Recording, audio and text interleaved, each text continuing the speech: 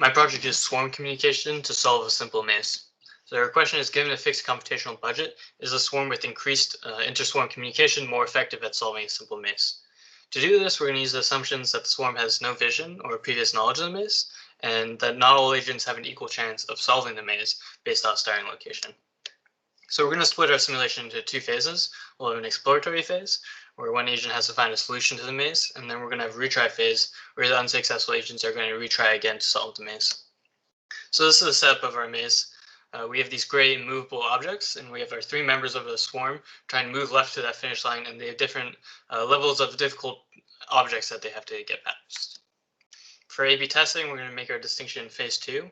So A is going to have increased communication between phases, so it's going to use the starting location of the successful robot from phase 1, and B is just going to do the same thing it did in phase 1, which is the naive approach of moving straight towards the finish line.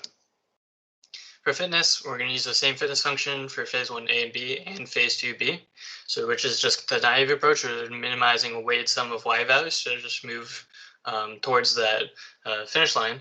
But in phase 2, we're going to use a more sophisticated approach where we're going to try to morph towards the location of the starting location of the successful agent from phase 1.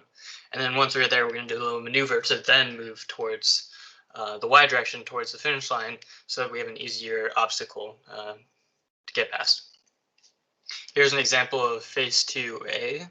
So we have an agent that's in a bad location, moves towards the starting location of the successful agent, and then maneuvers towards the y direction.